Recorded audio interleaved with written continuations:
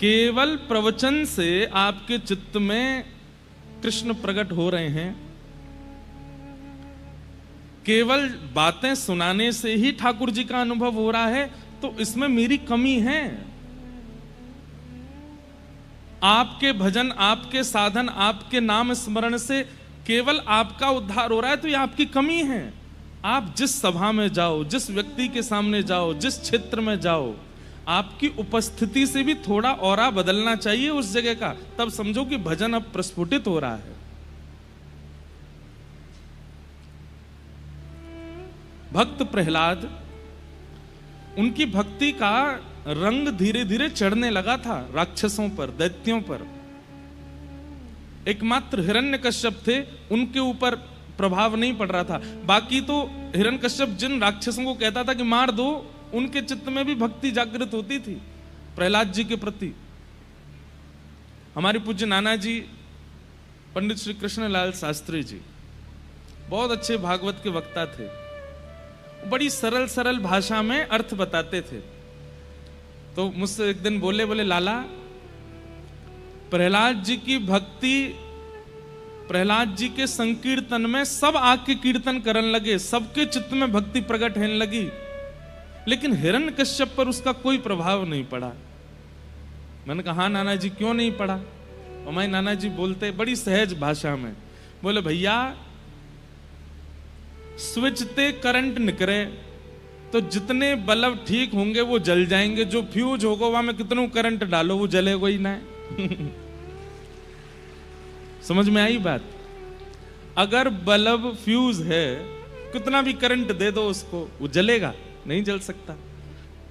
Current आने पर bulb जल रहा है, इसका मतलब वो भीतर से फ्यूज नहीं है। ऐसे ही प्रहलाद जी जब कीर्तन करते तो राक्षस भी कीर्तन करने लगता है, लेकिन हिरण्यकश्यप नहीं करता था। क्यों? फ्यूज था। तो मैंने कहा नाना जी फ्यूज क्या है? बोले वैष्णव अपराध, भक्त अपराध जो कर देता है वो फ्यूज हो जाता है। फिर उसको कितना भी सत्संग सुनाओ, उसको कितनी भी कथा सुनाओ, उसको कितने भी संतों के दर्शन कराओ, उसका बल्ब जलता ही नहीं है। क्यों? फ्यूज पड़ा है। इसलिए किसी चिकित्सक कौन है? गुरुदेव के पास जाकर के उसको अपने फ्यूज ठीक करवाने चाहिए, तभी करंट असर डालेगा। और इसमें दूसरी बात क्या है? आप नाम जप करते हैं, आप उर्दपुंड लगाते हैं, आप कथा सुनते हैं, लेकिन आप जब अन्य सभा में जाते हैं तो आपकी उपस्थिति से सामने वाले पर भक्ति का कोई प्रभाव नहीं होता, तो इसका मतलब आपके करंट में कमी है। आप जिस सभा में जाएं उस सभा में तनिक परिवर्तन होना चाहिए, तब समझो कि हमारी भक्ति। भैया देखो, एक मेरी बात सुनना।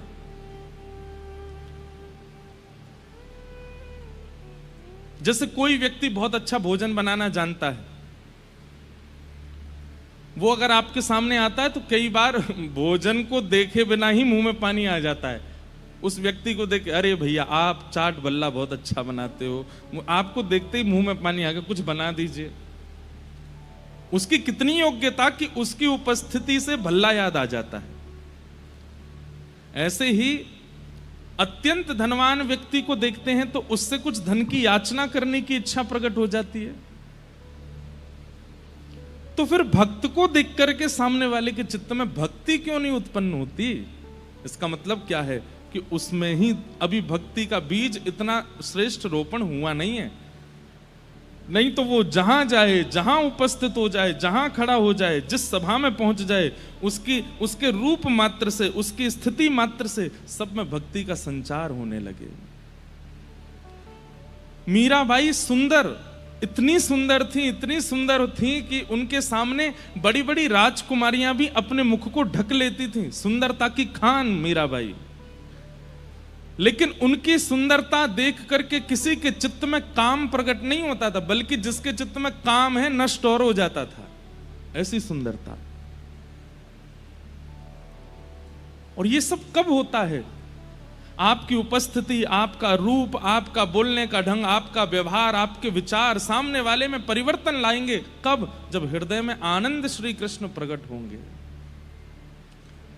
सुबह उठते ही सबसे पहले अपने बिस्तर पर ही बैठ करके नेत्र बंद करो, जय श्री गोविंद देव प्रभु की जय हो, श्री गोपीनाथ प्रभु की जय हो, श्री राधा मोहन प्रभु की जय हो, श्री राधा गोपीनाथ की जय हो, श्री राधा रमण लाल की जय हो, श्री राधा वल्लभ लाल की जय हो, श्री जुगल किशोर लाल की जय हो, श्री वृंदावन बिहारी लाल की जय हो, प्यारे गिरधर लाल की जय। बस प्रसन्न हो करके फिर अपने दिन को प्रारंभ। आ गए आनंद श्री कृष्ण चित्त में, उठते ही आनंदित होकर के उठिए, स्नान करने भी आनंद होके जाइए, तैयार भी आनंद होगा, भले ही घर में कुछ भी उथल पुथल चल रही, आप आनंद में ही रहो। 2-4 दिन आपको प्रयास करना है, 5वें दिन से अपने आप नियम बन जाएगा। अरे कहां तक कहें, नित्य सप्तनिधियों का स्मरण करके आप उठना प्रारंभ करेंगे ना, तो 10, 15, 20, 1 महीने में ऐसा होगा सप्तनिधि ही आकर के उठाएंगे स्वप्न में। अरे उठ जा, भोर रह गई है। कभी गोपीनाथ जी उठा रहे हैं, कभी राधा रमण जी कहेंगे लाला उठ जा।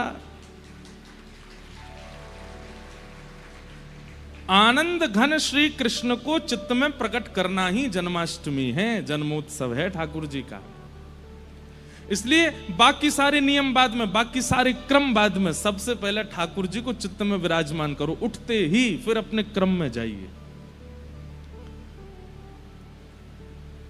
कितना अच्छा लगे मानसी सेवा में कि मन में आपने 7 निधि विराजमान कर लिए उठते ही, और फिर स्नान करने गए तो इस भाव से गए कि मैं भी नहाऊंगा या मैं भी नहाऊंगी और इन 7 को भी नहवाऊंगी।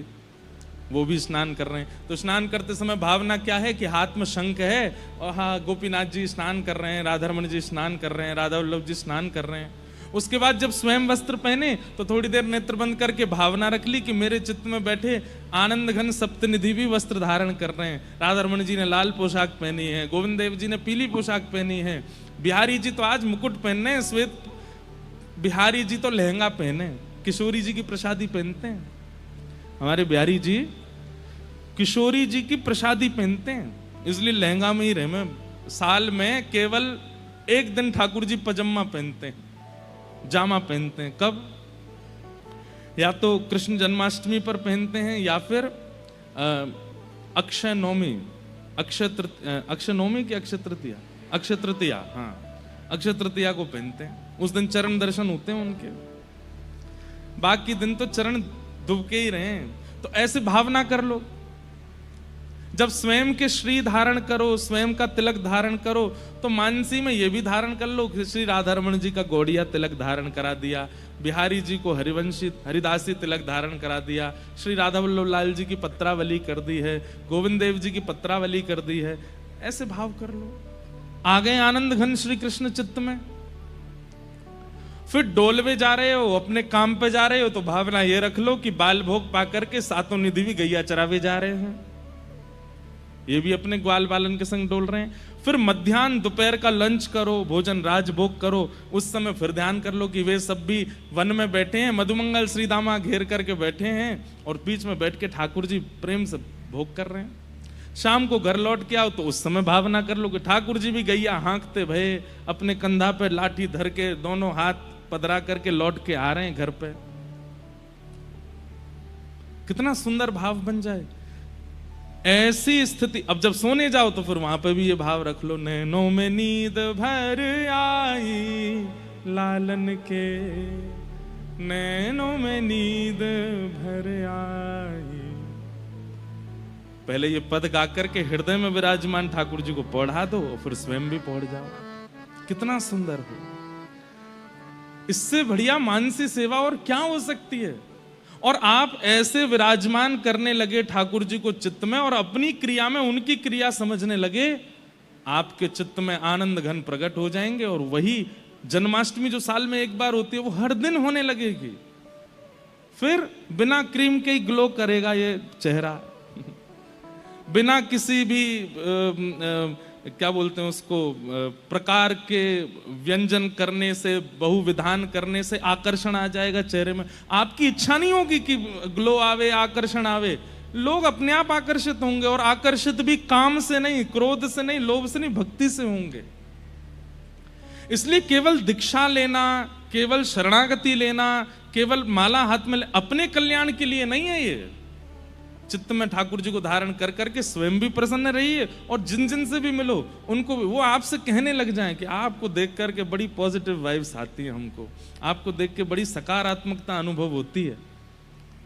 बस समझ जाओ कि हाँ, मैं नहीं दिख रहा हूं इनको, लाल जी दिख रहे हैं भीतर बैठे हुए, वही आकर्षण कर रहे हैं।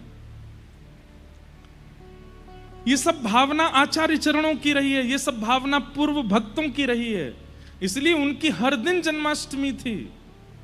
लेकिन हमारी एक ही होती है साल में, और कथा सुनने वालों की हफ्ता में एक होती है। पर हर दिन कृष्ण को प्रकट करो चित्त में, हर दिन निकलिए, हर दिन जन्माष्टमी की तरह उत्साह में रहिए। आप लोग जब हम कोई पद गाते हैं इतना नाचते हैं, इतना आनंद लेते हैं, जैसा आनंद यहां हो रहा है वैसा आनंद पूरे जीवन में हो जाए, तब मानिए कि अब भक्ति के पथ पर हैं हम। ये भक्ति का पथ है।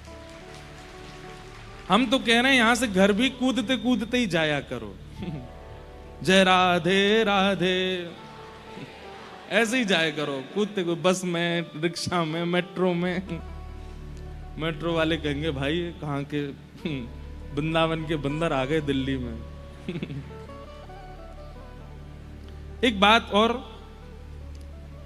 सिगरेट पीने वाले को खुले में पीने में शर्म नहीं आती, मद्यपान करने वाले, भक्ष खाने वालों को खुले में सब करने में शर्म नहीं आती।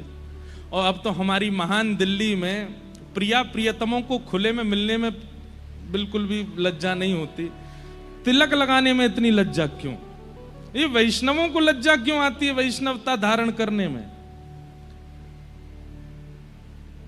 जो ये सब व्यसनी क्रम करते हैं उनको बिल्कुल भय नहीं लगता कि लोग हमको टोकेंगे,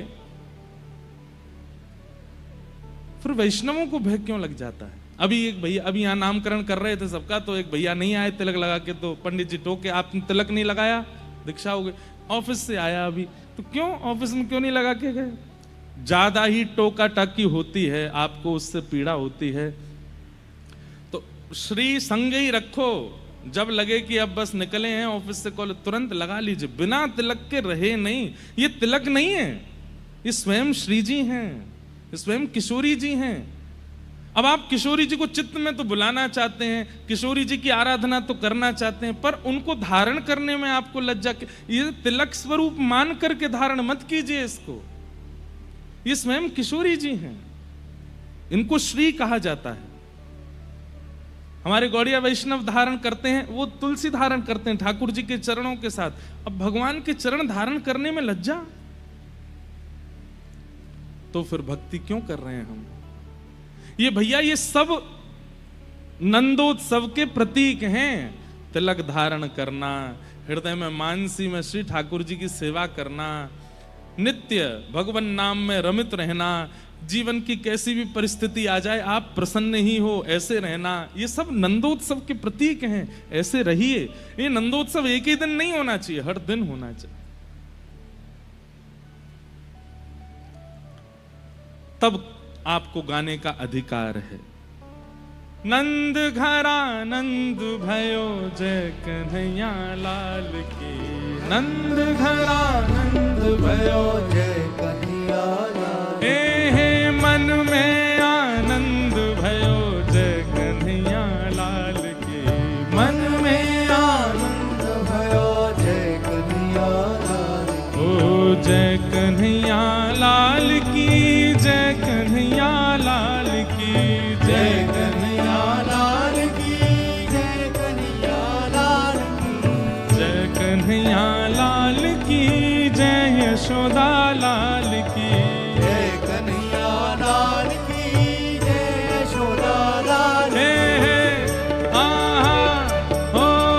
नंद घरा नंद भयो जय कन्हैया लाल की, नंद घरा नंद भयो जय कन्हैया लाल की। कितना अच्छा लगे ऑफिस जाने से पहले माताजी पिताजी को बीच घर के आंगन में खड़ा करके हाथ पकड़ के घूम रहे हैं और गाते हुए जा रहे हैं। हाथी दीने घोड़ा दीने और दीनी पालकी, हाथी दीने घोड़ा दीने और दीनी पालकी। हे बालकन को लाडू पेड़ा, बूढ़े को लापसी, बालकन को लाडू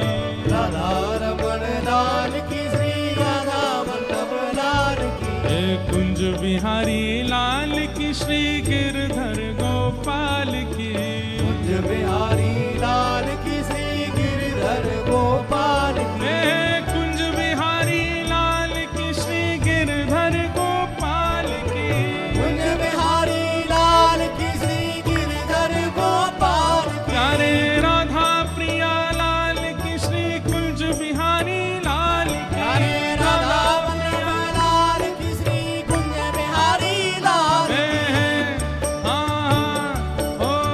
नंद घरा नंद भयो जय कन्हैया लाल, ओ नंद घरा नंद भयो जय कन्हैया लाल की, नंद घरा नंद भयो जय कन्हैया लाल, ओ नंद घरा नंद भयो जय कन्हैया लाल, नंद घरा नंद भयो जय कन्हैया लाल की। नंद घरा नंद भयो जय कन्हैया लाल बोल नंद के लाला की की जय। विराज जाओ। हो गई हर दिन जन्माष्टमी। और जन्माष्टमी का अभिप्राय ही क्या है? हर दिन हृदय में आनंद का प्रादुर्भाव होना। और क्षमा कीजिएगा, आलू पराठा खाने से आनंद नहीं आता, सुख मिलता है। हमारे पूज्य पिताजी कहते हैं, लोग कहते हैं रसगुल्ला खाया आनंद आ गया। आनंद नहीं आया, वो रसगुल्ला खाने से सुख मिलता है, कचौड़ी खाने से सुख मिलता है, छोले भटूरे खाने से सुख मिलता है। उसको सुख क्यों कहते हैं? क्योंकि उसकी एक मात्रा है, उसके अधिक सेवन से आपको सुख नहीं मिलेगा। एक सीमित है, सीमित से ज्यादा जैसे ही आप उसका उपभोग करोगे तो वही वस्तु आपको कष्ट देने लगेगी। और जिस वस्तु से कभी ना कभी कष्ट मिलेगा वो आनंद नहीं हो सकती। ध्यान से सुनिएगा, जिस वस्तु से कभी ना कभी कष्ट मिल सकता है वो आनंद नहीं हो सकती।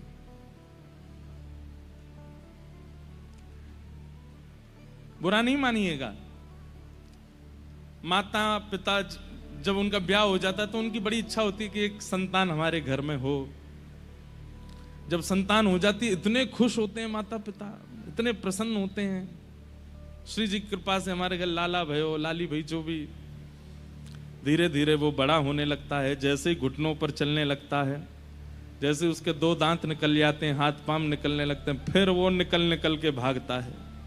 और फिर तोड़ फोड़ मचा, पूरे घर पे ड्राइंग बना दी, कहीं डायनासोर बने हैं, कहीं नाग बने हैं, कहीं कुछ भूत बने हैं। कई बालक तो इतने निपुण होते हैं कि इतने भयानक भूत तो पिक्चर वाले नहीं बनाते जितने वो बना देते हैं। और कई बालक वो कथा में आते हैं, वो मुझे और बना के लाते हैं।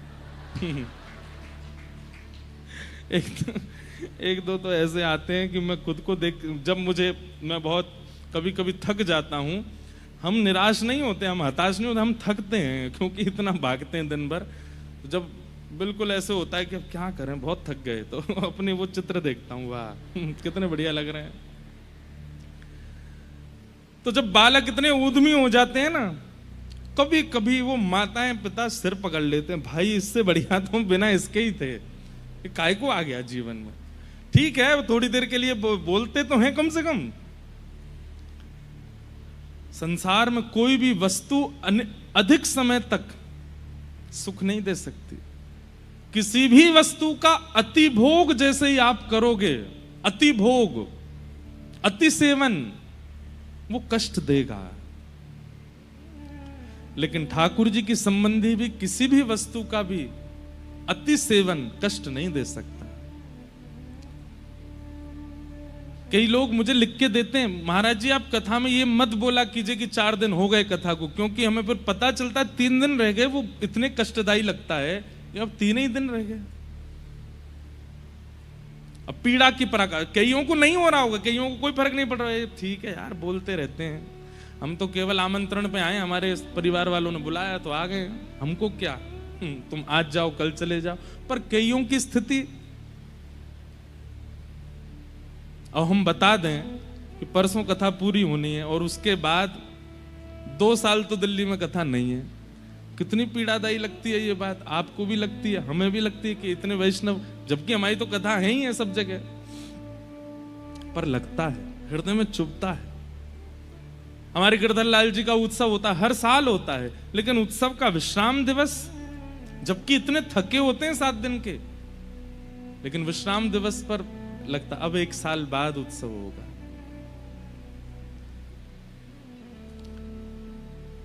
एक बात और कहें, जन्मदिन होता है ना लोगों का, ये जन्मदिन भी 25 की उम्र तक ही अच्छे लगते हैं, और जो 25 के नहीं हुए हैं वो अभी देख लेना, 25 के बाद जब 26वां जन्मदिन आएगा ना, अच्छा नहीं लगेगा। 27वें जन्मदिन में हो गए, ठीक है यार, ये तो कोई ऐसा, जैसे मतलब अच्छा तो लगता है, पर बचपन में जैसा एक्साइटमेंट होता था वो खत्म होने लगता है, धीरे धीरे कम हो जाता है। लेकिन ठाकुर जी के संबंध का, अब जन्माष्टमी, कभी एक्साइटमेंट उसमें कम नहीं होता। 80 बरस के हो जाओगे तो भी सुख ही मिलेगा। क्यों? क्योंकि वो सुख नहीं है, वो आनंद है, जिसका अति सेवन पीड़ा ना देता हो, वो श्री कृष्ण है। ऐसे श्री कृष्ण नंद भवन में आज प्रकट हुए हैं। नंदस्त्वात्मज उत्पन्ने जाता ह्लादो महामना आहूय विप्रान वेदज्ञान स्नातः सुचिरलंकृतः वाचयित्वा स्वस्तेनं जातकर्मात्मजस्य वै कारयामास विधिवत् पितृदेवार्चनं तथा। नंद जी के घर लाला भयो है, और कैसो लाला भयो है, अब सोचिए, सुनिएगा, ये ब्रज की लीला है। ब्रजवासियों ने, एक तो होता है कि आपने बालक का दर्शन किया, बालक को देख लिया और उसकी सुंदरता देख करके आप आनंदित हो गए, पर यहां ब्रज में स्थिति ऐसी हो रही है, सब लोग इधर देखो, ध्यान से सुनो, जिसके कान में ये स्वर पड़ता है ना कि नंद जी के लाला भयो है, तो उसके नेत्र अपने आप बंद हो जाते हैं और उसको घर बैठे बैठे ही ठाकुर जी की झांकी दिखने लगती है। उसको वही अनुभव होने लगता, आहा, ऐसे नील वर्ण की कांति होगी, गोल मटोल से गाल होंगे, कमल जैसे नेत्र होंगे, मधुर मधुर हाथ होंगे, और वो वही नृत्य करने लगता है। ऐसी स्थिति बन गई। बंधुओं, एक बात बताएं आपको, संसार के किसी भी व्यक्ति को बिना देखे आप उसकी व्याख्या सुनकर के उसकी मूर्ति चित्त में नहीं बना सकते। एकमात्र श्री कृष्ण हैं जिनकी व्याख्या उनकी प्रतिमा को प्रकट कर देती है, जिनकी व्याख्या, जिनका कथन उनके रूप का लावण्य प्रकट कर देता है। एकमात्र कृष्ण ही है। और ये अनुभव करके देख लीजिएगा, कोई घर में विवाह का संबंध आवे, आप बिना फोटो देके पूछो लड़का कैसा है, उसके ऐसे सुनहरे बाल हैं, 6 फीट की हाइट है, ऐसे उसके हाथ हैं, ऐसे उसके पैर हैं, आप स्वरूप बना ही नहीं पाओगे। लेकिन आपने श्री कृष्ण को नहीं देखा है, और कोई व्याख्या कर दे, व्याख्या सुनते ही आपके चित्त में अपने आप स्वरूप प्रकट होने लगेगा। ये क्वालिटी केवल श्री कृष्ण की और किसी में नहीं है। वंशी विभूषित करा नवनीरदाभा पीतांबरारुण बिंब फलाधरोष्ठात् पूर्णेन्दु सुंदर मुखारविंद नेत्रात् कृष्णात् परम किमपि तत्त्वमहं न जाने। वंशी विभूषित करा, बोले कैसे हैं श्री कृष्ण, जिनके कर्म यानी कि हाथ में वंशी विभूषित होती है, सुशोभित होती है, पीतांबर धारण करते हैं, नवनील दाभात, उनका श्रीअंग कैसा है, बोले जैसे कोई नीला गहरा पानी हो ऐसा रंग है ठाकुर जी का। उसके ऊपर पीतांबरी पहनते हैं, और ठाकुर जी की पीतांबरी कैसी है, हमारे श्री ठाकुर जी पीले वस्त्र पहनते हैं, लेकिन पीले भी झीने पहनते हैं। ध्यान से सुनिएगा, शीतकाल में ठाकुर जी सर्दियों में मोटे कपड़े पहनते हैं, पर ग्रीष्म काल में ठाकुर जी झीने वस्त्र पहनते हैं। झीने मतलब कि भीतर की जो श्याम वर्ण कांति है वो बाहर दिखती है ठाकुर जी की, ऐसे वस्त्र पहनते हैं। पीतांबरा अरुण बिंब फलाधरोष्ठात।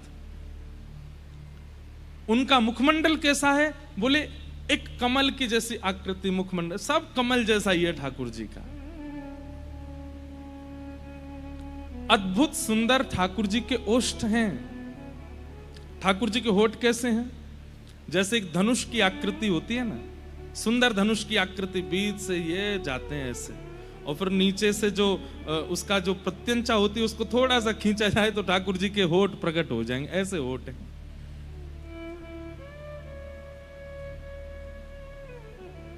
पूर्णेंदु सुंदर मुखा। जैसे कोई पूर्णिमा का चंद्रमा दिखता है, ऐसे ठाकुर जी का मुखमंडल आकर्षित करता है अपनी ओर। अरविंद नेत्रात। ठाकुर जी के जो नेत्र का अंतिम छोर है वो बहुत लंबे तक जाता है। कई लोगों में भी आपको देखने का मिलेगा कि उनके नेत्रों का जो अंतिम छोर है वो थोड़ा पीछे तक जाता है। आप लोग मत करना, नहीं तो पड़ोसियों की तरह लगोगे। वो वाला ये पीछे नहीं। एक और होता है कि मोटे नेत्र हैं पर ये अंतिम छोर काफी बड़ा पीछे तक जाता है। ऐसे नेत्र ठाकुर जी के ही हैं। इसलिए ठाकुर जी की जो ये काली मां है ना बीच की, ये जब ऐसे तिरछे देखते हैं हम यहीं तक देख सकते हैं, पर ठाकुर जी यहां तक भी देख लेते हैं, वो ऐसे घूम जाती है। उसी को तो कहते कटाक्ष नेत्र। जादू भरी तेरी आंखें जिधर गई, नैनों की कटारी वारी वारी छुई मुई छतियां से तर गई। ऐसे ठाकुर जी के नेत्र हैं। कहां तक वर्णन करें, अभी तो जन्म भयो लाला को। जन्म लेता बालक, बुरा नहीं मानिएगा, इतना ज्यादा सुंदर नहीं लगता। ऐसा लगता है चूहा का सा बालक, छोटा सा।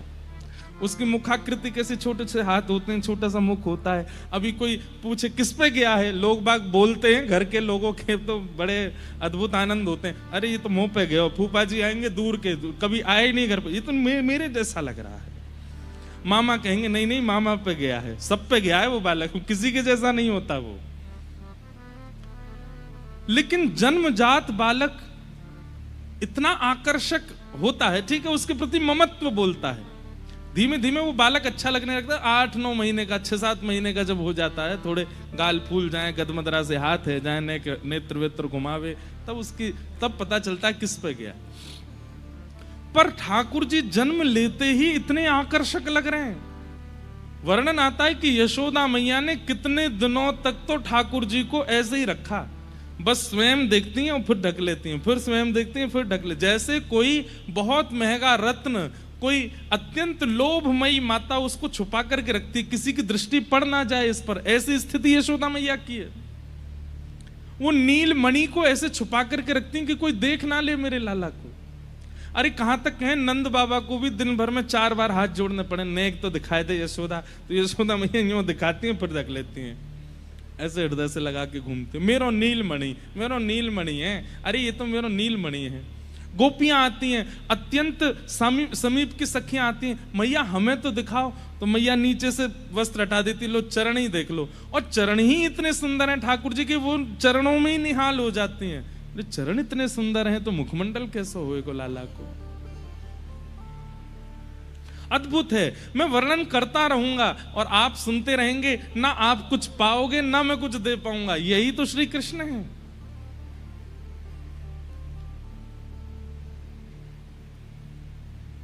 ब्राह्मणों ने जाकर के स्वस्ति वाचन किया, ठाकुर जी को आशीष प्रदान किया। सब ब्रजवासी बड़े आनंद में नाच रहे हैं, निमग्न हो रहे हैं। 6 महीने तक नंदोत्सव ऐसे चलता रहा जैसे रात भर ही चला हो। 6 महीने ऐसे व्यतीत हो गए जैसे एक रात्रि निकल के गई हो। यह स्वभाव है संसार का कि यहां कष्ट के क्षण बहुत लंबे लगते हैं और आनंद के क्षण चुटकी के समान लगते हैं, जल्दी जल्दी निकल जाते हैं। लेकिन फिर भी हम जितना भी आनंद अनुभव करते हो, घर में ब्याह हो रहा है, 4 दिन का फंक्शन चल रहा है, तो 4 दिन जैसे ही पूरे होते हैं ना, तो फिर सब लोग बात करते हैं, ऐसा लगा कि अभी तो शुरू हुआ था, अभी पूरा हो गया। लेकिन यहां 6 महीने निकल गए। इतना लंबा समय किसी हम लोगों को अनुभव नहीं होता। 6 महीने बाद ग्वाल बाल आपस में चर्चा करते हुए कह रहे हैं, भैया रात भर है गई नाचते नाचते, देख तो ले नंद को लाला कैसो है। तब कोई आके बोलो रात भर ना नाचे, 6 महीना निकल गए। बोले 6 महीना निकल गए? हाँ, सोचो आनंद की क्या स्थिति रही होगी। भागवत जी में वर्णन आता है, अवाद्यंत विचित्राणी वादत्राणी महोत्सवे। बोले कैसा महोत्सव मनाया आनंद भवन में? पहली बात तो कोई भी बुरा नहीं मान रहा है, किसी के ऊपर चढ़ रहे हैं, किसी के वस्त्र फाड़ रहे हैं, किसी को उठा के फेंक रहे हैं, किसी के ऊपर नाच रहे हैं, कोई बुरा नहीं मान रहा है, सबको सुखी मिल रहा है। कोई किसी और के साथ में, जैसे आनंद की चरम स्थिति होती है कि दूसरे को परेशान करो, लेकिन यहां परेशान होने वाला भी कह रहा, अरे तो जितनो है सके कल ले भैया, नंद जी के लाला भयो तो कु बधाई। पहली बात। दूसरी बात, किसी को भोजन की सुध नहीं है। इन 6 महीनों में ब्रजवासियों ने क्या खाया ये उनको खुद नहीं पता। प्यास कब लगी है, पानी कब पिया है, इसका भी उनको भान नहीं है। सोए कब है ये पता नहीं है। और ये जितने भी संगीत के साज हैं, इनका तो एक समय है, उतनी देर ही बज सकते हैं। तो बोले 6 महीने तक फिर क्या बज रहा था? तो कहते हैं हमारे वेद व्यास जी महाराज, अवाद्यंत विचित्राणी। बोले विचित्र विचित्र वाद्य बज रहे हैं। कैसे? कोई मुंह से आवाज निकाल रहा है, कोई ड्रम मिल गया उसी को बजा रहा है, कोई थाली बजा रहा है, अरे कोई किसी के सिर पर चढ़ गया है, उसके बाल नहीं है तो उसके सिर को ही बजा रहे हैं, कोई किसी के हाथ में हाथ देकर के ताली बजा रहा है। ऐसे विचित्र विचित्र वाद्य बजा रहे हैं और सब गा रहे हैं, नंद घनानंद भयो जय कन्हैया लाल की। दही की कीच भई है, और वह दही के बीच में कमर कमर तक दही फैलो है, और वह दही के बीच में श्री नंद बाबा को खड़े करके और अपने अपने पटकान से पटका बांध करके नंद बाबा को बीच में पकड़ के, एक तरफ ब्रजवासी खड़े है गए, दूसरी तरफ ब्रजवासी खड़े है गए, और बीच में नंद बाबा को ही मानो जैसे मंदिराचल पर्वत बना करके घर्षण कर रहे हैं। और नंद बाबा के मुख से जब बधाई हो शब्द निकलता है तो मानो जैसे मंदिराचल पर्वत को देवता घर्षण कर रहे हैं और उसके भीतर से अमृत प्रकट हो रहा हो, ऐसे आनंद प्रकट हो रहे हैं। देवी देवता आकाश मार्ग से आ रहे हैं ठाकुर जी का दर्शन करने के लिए। इतने में ही वृषभानु जी आ गए। और वृषभानु जी कैसे आए? अनेक ब्रजवासियों को लेकर के आए, सबके सिर पर बड़े बड़े थाल हैं और उन थालों में सामग्रियां रखी हुई हैं। वृषभानु जी और नंद बाबा जब अपने युवा काल में जमुना जी में स्नान करते थे तो हाथ पकड़ के डुबकी लगाते और मनोकामना मांगते, हमारी गैया स्वस्थ है जाएं, हमारी गैयान को सब मंगल है जाए, ब्रजवासी सब मंगल में है जाएं, हे यमुना मैया आप सदा यूं ही ब्रज में बहती रहो। ऐसे सबके कल्याण की कामना मांगते, और मांगते मांगते भानु बाबा कहते, ए नंद बाबा, अगर तुम्हारे लाला भयो और मेरे लाली भई, या मेरे लाला भयो तुम्हारी लाली भई, तो हम दोनों को ब्याह कर देंगे, हम दोनों समधी बनेंगे। और ये कह के दोनों डुबकी लगाते। आज जब नंद बाबा के लाला भयो, तो ब्रज में 2 पक्ष हैं। एक पक्ष तो है कि लाली 1 साल पहले भई है, पर एक पक्ष है कि लाली 1 साल बाद भई है। कई जगह बधाइयां आती हैं, उन बधाइयों में ऐसा वर्णन आता है कि यशोदा मैया लाला को लेके आई हैं किशोरी जी के जन्म होने पे, तो उससे ये बात सिद्ध होती है कि ठाकुर जी पहले आए हैं। पर कई पक्षों में ऐसा वर्णन आता है कि किशोरी जी का पहले। अब हमको क्या, हम दोनों में राजी हैं, चाहे श्री जी पहले आई हो चाहे श्री जी, अच्छा श्री जी बाद में भी आई हो तो भी हमारे माई श्यामा जू को। कहीं अगर ये पक्ष है कि 1 साल पहले किशोरी जी जन्मी इसलिए उनका राज चलता है, ऐसा नहीं है। वो 10 साल बाद भी जन्मी होती तो भी चलती श्री जी की ही, ठाकुर जी की ना चलेगी, चलेगी हमारी किशोरी जी की। तो कहते हैं कि वृषभानु बाबा की अभी लाली भई नहीं है, और भानु बाबा खूब सारी बधाई लेकर के आए। नंद बाबा बोले अरे भैया, अरे मेरे मित्र परम सखा आए हैं, भानु बाबा आप बधाई लेके आयो। भानु बाबा बोले बधाई बधाई ना लेके आयो मैं तो, बोले टीको करवे आया हूं लाला को, सगाई पक्की करवे आया हूं। जन्म लेते ही ठाकुर जी की सगाई हो गई। नंद बाबा के नेत्र सजल गए, अरे बाबा आप तो, लेकिन थोड़े मन में संकोच में आ गए। क्यों? बोले भानु बाबा की लाली तो भई नहीं है अभी तक, और ये टीको लेके आ गए। वृषभानु जी तो बड़े आनंद में सब सामग्री पधराते जा रहे हैं। ये हमारे जमाई के काजे ये लेके आए हैं, जमाई के काजे, छोटे से जमाई हैं अभी पाम भी ना उठे उनके। छोटे से जमाई की धोती आई है, बगलबंदी आई है, टोपा आयो है।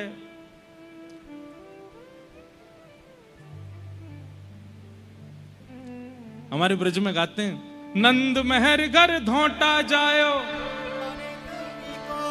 ये देखो कुछ लोगों को पता है, मैं कहूंगा नंद महर घर धोटा जायो, आपको कहनो बरसाने से टीको आयो। टीको तिलक आयो ठाकुर जी को।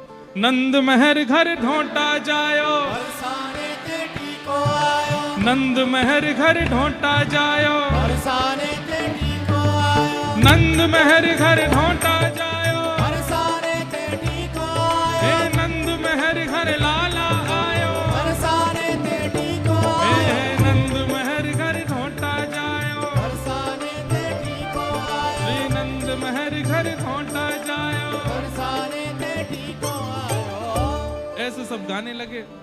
बोले नंद महर घर लाला आयो, बरसाने से टीको आयो। टीको आयो ठाकुर जी के काज। नंद बाबा बड़े प्रसन्न हैं, लेकिन बड़े संकोच में कि लाली तो भई नहीं है, पहले ही टीको कर रहे हैं। तो बड़े संकोच में नंद बाबा ने धीमे से पूछा, भानु बाबा एक बात करनी है। बोले कहा?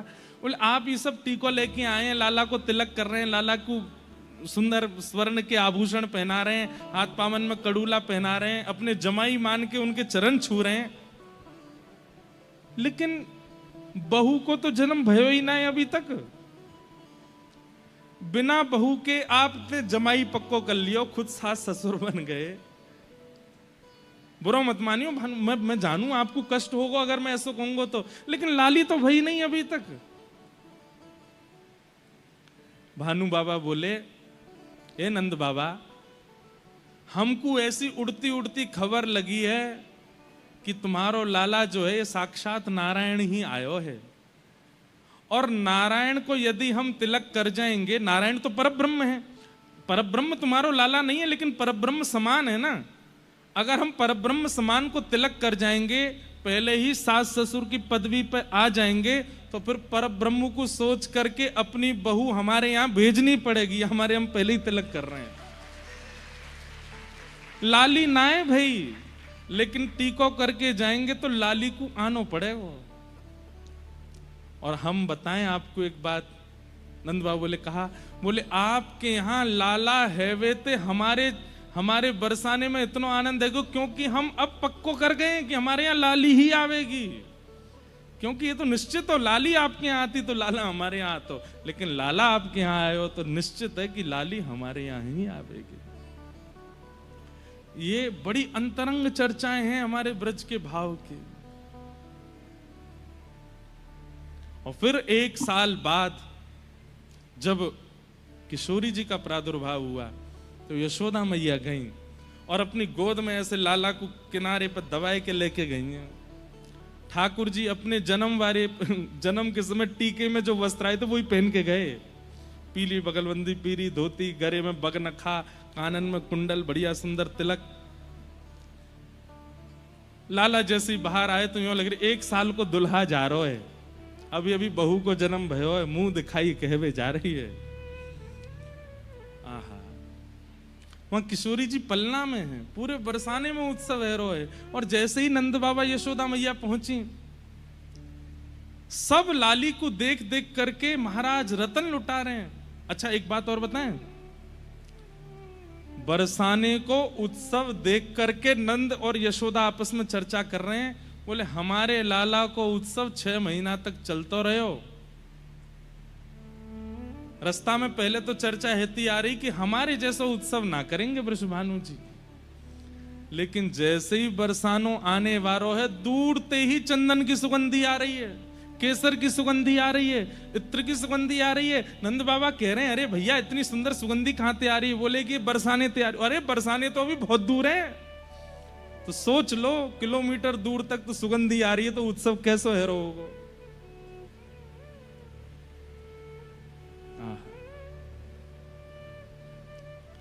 जैसे ही पहुंचे हैं महाराज, केसर कींच केवल पृथ्वी पर नहीं है, इतनी केसर के दधी काने किए हैं बरसाने में कि आकाश में जो बादल हैं वहां तक छींटे पहुंचे हैं। बादल भी केसरी रंग के है गए हैं बरसाने में। देख करके नंद बाबा आश्चर्यचकित है गए। ऐसा उत्सव कभी सुना नहीं, कभी देखा नहीं। नंद बाबा यशोदा मैया तो बोले हमारो उत्सव तो कछु ना भय हो जैसो इनको हैरो है। लाली के प्रकट को यशोदा मैया ने जैसे ही लाली निहारी हैं पलना में, जितने रत्न लेके आई, जितने स्वर्ण चांदी आदि सब लेकर के आई लाली को देवे के काजे, वो सब तो फीके लगन लगे। सब सखियां लाला के दें, लो मैया अर्पण कर दो। अरे रहन दे, ये या के लायक ना है, अरे या की उपमा के आगे फीके हैं, इनको किनारे कर दे, ये सब या के योग्य हैं ही नहीं। जबकि यशोदा मैया कोई सामान्य रत्न लेकर के नहीं आई हैं, लेकिन किशोरी जी की मुखाकृति के आगे सब फीके लगन लगे। यशोदा मैया बोली मुंह पे तो कुछ है ही ना कि मैं लाली को दे सकूं। तभी दृष्टि पड़ी, और दृष्टि ना पड़ी होगी तो बगल में बैठे लाला नोच गए होंगे, मुंह तो देख लो, मैं तो रत्न हूं। यशोदा मैया की दृष्टि पड़ी, हम भाई जी है मेरे हृदय को रत्न। तो लाला लेकर के किशोरी जी पे 8 बार वार करके लाला ही अर्पित कर दिए किशोरी जी के चरणन में। बोले जय ही है इनको।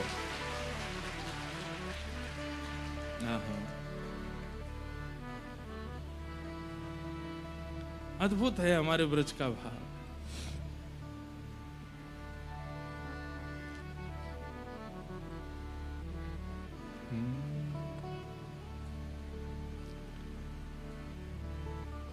अब दोनों युगल मिले तो एक पद तो गा ही दें कोई।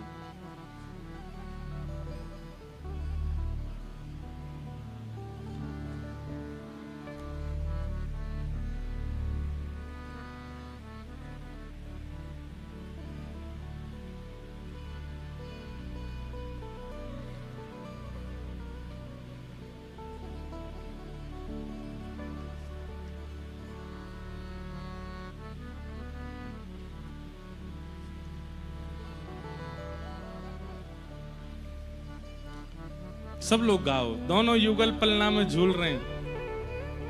बसो मोरे नैनन में यह जोड़ी, बसो मोरे नैनन में। सब लोग गाइए, ऊंचे स्वर में गाओ। बसो मोरे नैनन में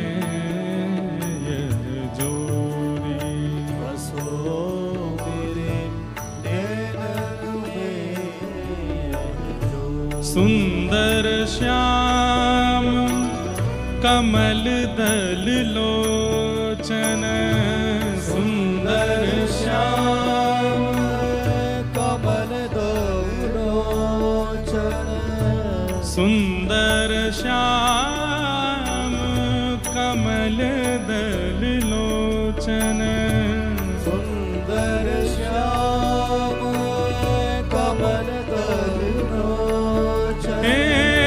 संग वृष भानु किशोरी, संग वृष भानु किशोरी, संग वृष भानु किशोरी, संग वृष भानु किशोरी। बसो मोरे नैनन में यह जोड़ी, बसो मेरे नैनन में, बसो मोरे नैनन में यह जोड़ी, बसो मेरे नैनन में।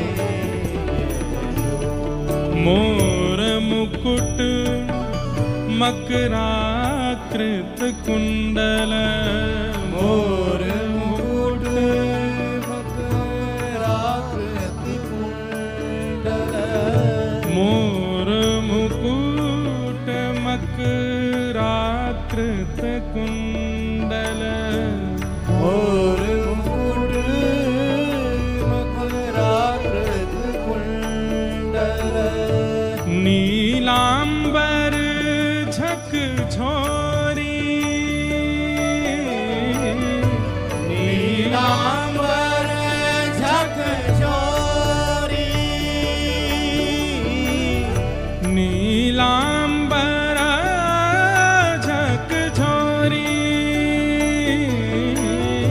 नीलांबर झकझोरी ओ सूरदास प्रभु तुमरे दरस को सूरदास प्रभु तुम्हारे दर्श को सूरदास प्रभु तुमरे दरस को सूरदास प्रभु तुम्हारे दर्श को कावरणो मति थोड़ी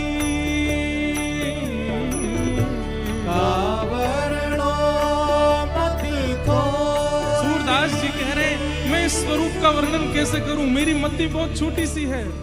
सूरदास प्रभु तुम्हारे दरस को सूरदास प्रभु तुम्हारे दर्श को कावरणो मति थोड़ी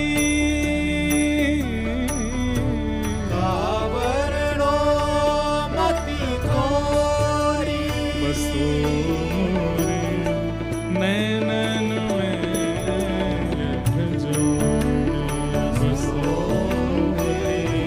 नैनन में सुंदर श्याम कमल दल लोचन सुंदर श्याम कमल दल लोचन संग वृषभानु किशोरी संग वृषभानु किशोरी संग में राधा गोरी संग में राधा गोरी बसो मोरे नैनन में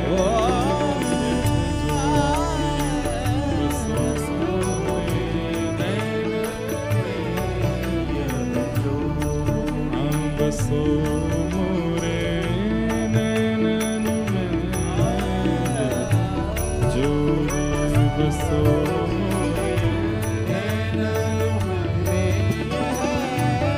मोरे ऐसे दोनों युगल मिले हैं और पहली बार सब ब्रजवासी इनको पलना में दर्शन भये युगल के। जिनके घर युगल उपासना है, कई बार ऐसा देखने को होता है कि जन्माष्टमी पर ठाकुर जी को पलना झुला देते हैं, किशोरी जी अकेली खड़ी हैं कुंज में। नहीं, आप युगल उपासक हैं तो दोनों को पलना झुलाओ, दोनों को अभिषेक करो, दोनों को संग झूला, राधाष्टमी पर भी और जन्माष्टमी पर भी। आपके यहाँ युगल विराज रहे हैं तो ये दोनों एकाकार रूप ही हैं। हमारे तो युगल एक है गए तो श्रीनाथ जी हैं, बाम अंग किशोरी जी हैं, दाएं अंग ठाकुर जी हैं, तो दोनों भाव से ठाकुर जी विराजते हैं। इस बार लाल जी का विवाह उत्सव है हमारे लाला को, जनवरी में हमारे लाला को ब्याह है रोए। तो हमने आचार्य चरणों से आज्ञा ली, श्री जी का स्वरूप पधराएं या चित्रपट की सेवा जैसी आज्ञा करें, या फिर वृंदावन में जैसे गादी जी विराजमान है ना श्री जी की, ऐसी गादी जी विराजमान करें। तो आचार्य चरणों ने कहा ये भेद दृष्टि मत लाइए, श्री गिरधर लाल जी का जो बाम अंग है वो श्री जी ही हैं, तो आप अलग से श्री जी क्यों विराजो? ये एक ही रूप है। और हमने कही फिर ब्याह कैसे होएगा, ये अकेलो दुल्हा डोलेगो पूरे मंडप में? तो उन्होंने इतनी सुंदर युक्ति बताई कि 15